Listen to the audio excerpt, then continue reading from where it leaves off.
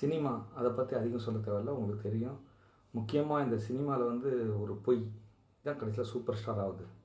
இருந்தாலும் இந்த தமிழ் சினிமாவில் வந்து ஒரு ஒரு வித்தியாசம் என்னென்னா, ஒரு சூப்பர் ஸ்டார் வந்து சிகரெட் குடிக்கக்கூடாதுன்னு சொன்னார். ஒரு சூப்பர் ஸ்டார் சிகரெட் மாதிரி குடித்து சூப்பர் ஸ்டார் ஆனார். ஹிஸ்டரிஸ்டெல்லாம் குடிச்சு, இதெல்லாம் உங்களுக்கு தெரியும். இதில் வந்து சினிமாவில் முழுக்க முழுக்க ஒரு பொய் சூப்பர் ஸ்டார் ஆகும் பொழுது, இல்லை இந்த பொய்யிலையும் நான் ஏதாவது ஒரு நல்லது செய்வேன் அப்படின்னா, எல்லோருக்கும் மான் எடுத்துக்கு தமிழ் அந்த நல்லது அந்த விஷயம் இருக்குது பார்த்தீங்களா, கடவுள் மாதிரி. அது எம்ஜிஆர் வந்து அந்த சினிமாவில் செஞ்சு காமிச்சார். ஒழுக்கம். ரெண்டாவது ஒரு சூப்பர் ஸ்டார் என்ன பண்ணாருன்னா, அந்த ஒழுக்கத்தெல்லாம் விட்டுட்டு தான் அவர் சூப்பர் ஸ்டார் ஆனார். இருந்தாலும் அவருக்கும் அந்த அந்த வந்து கடவுளை தேடக்கூடிய ஆன்மீகம் இருக்குது. அதனால அவர் வெளியில் வந்து தேடுறார் சினிமா விட்டு. இது ரெண்டுமே பார்த்திங்கன்னா ரொம்ப வித்தியாசம். அதே நேரத்தில் ரெண்டு பேருக்கு கேஎம்மும் ரொம்ப வித்தியாசம். ஏன்னா இவர் கர்நாடகா, அவர் கண்டி, இவர் மலையாளம், அவர் மராட்டி, அவர் ராமச்சந்தர் அப்படின்ற மாதிரி எல்லாமே ஈக்குவல் சேரும் அந்த கேஎம். ஸோ இந்த விஷயத்தை வச்சுக்கிட்டு நான் அதை பற்றி பேச வரல. முக்கியமாக இந்த சினிமாவில் ஒரு பொய் ஹீரோ ஆகுதுன்னா அப்போ ரியல் ஹீரோ யார்? ரியல் ஹீரோ அந்த ஒளிப்பதிவு. இந்த ஒளிப்பதிவு வந்து என்னென்னா, ஏற்கனவே மின்சாரம் இயற்கையில் இருக்குது, அதை வந்து எடுத்து அதை ஒரு இதில் பதிவு பண்ணுறது, டிரான்ஸ்ஃபார்மர்னு சொல்கிறாங்களா, அந்த மாதிரி பதிவு பண்ணுறது. அது மாதிரி சவுண்டு காற்றில் பயணம் செய்யும், அதையும் வந்து எடுத்துக்கிறது.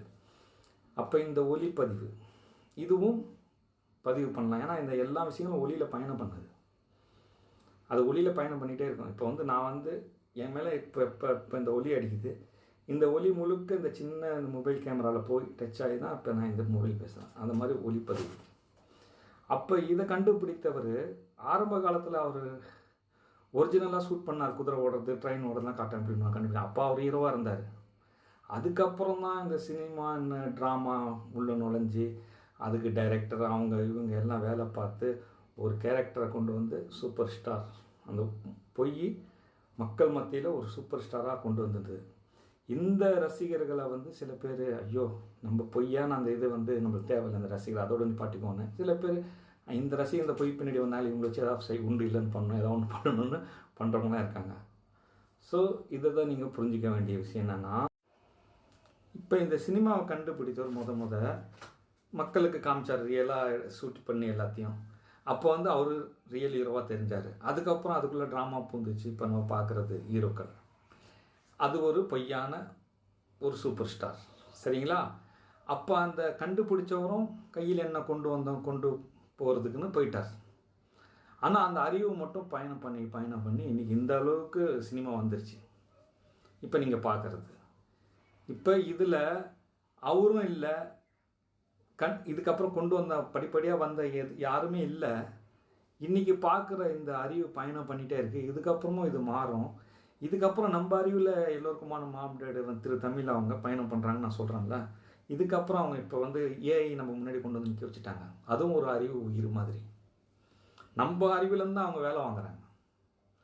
இப்போ அது முன்னாடி வந்துருச்சு. இது அப்படியே போயிட்டே இருக்கும். அதுதான் நீங்கள் புரிஞ்சிக்க வேண்டிய விஷயம். இப்போ நான் சொல்கிற விஷயங்கள்லாம் இருக்குது பார்த்தீங்களா, இதுக்கு முன்னாடி இப்போ இன்னொருத்தவங்க சொல்லியிருப்பாங்க, நான் பேசக்கூடிய ஆன்மீகங்கள்லாம்.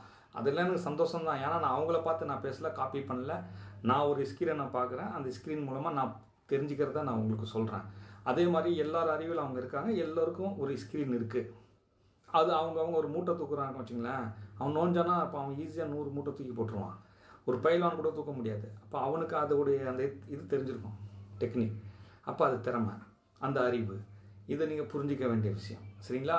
அப்போ அந்த ஸ்க்ரீனில் வந்து ஒரு சினிமா மாதிரி அது. இப்போ வந்து நீங்கள் ஒரு ட்ராமா செட் பண்ணி ஒரு சினிமா எடுக்கிற மாதிரி அதாவது இறைவன் அந்த பிக் பேங் தியரிக்கு முன்னாடி மாம் டேட் கூட என்ன நடந்துச்சு, இந்த உலகம் எப்படி தோன்றியது, இது வரைக்கும் இப்போ நடக்கிற இந்த செகண்ட் வரைக்கும் அடுத்த நொடி கிடையாது. இது வரைக்கும் நடந்த அத்தனை விஷயங்களும் ஒளியில் பயணிச்சு மொத்த சினிமா ஸ்க்ரீனாக இருக்குது அது மொத்தமாக. இப்போ அதில் தான் எல்லோரும் போய் பார்க்குறாங்க. அவங்க டேலண்ட்டுக்கு தகுந்த மாதிரி அவங்கவுங்க பார்த்துக்கிறாங்க, இந்த உலக மக்கள் அனைவரும். அதில் நான் பார்க்குறத தான் நான் பதிவு பண்ணுறேன். அப்படி அது நான் பார்த்ததை அவங்க ஏற்கனவே ஒருத்தவங்க பார்த்துட்டு சொல்லியிருந்தாங்கன்னா எனக்கு சந்தோஷம்தான். அப்போ நான் ரொம்ப நம்ப வேண்டியிருக்குது. இப்போ இப்படி ஒரு விஷயம் இருக்குன்னா நான் படிச்சுட்டு பேசினா கூட நான் நம்ப மாட்டேன். இப்போ மற்றவங்களாம் குருஜி பேச்சு கேட்டு படித்து முன்னுடைய ஒரு வரலாறுலாம் எடுத்து சொல்கிறாங்கல்ல, எதுவுமே கிடையாது என்கிட்ட. நான் அந்த ஸ்க்ரீனை பார்த்து தான் பேசுகிறேன். அப்போ நான் அதிகமாக நம்புகிறேன், அதை நான் உங்களுக்கு புரிய வைக்கிறேன். அதனால தான் நீங்கள் ஏன் நான் அதை விட எக்ஸ்ட்ராவாக சொல்கிறேன். நீங்கள் 6 அறிவு சொல்கிறீங்க, நான் 10 அறிவுன்னு சொல்கிறேன். இதை நீங்கள் எதுலேயும் படிச்சிருக்க மாட்டீங்க. ஸோ இதை நீங்கள் புரிஞ்சிக்க முயற்சி பண்ணுங்கள்.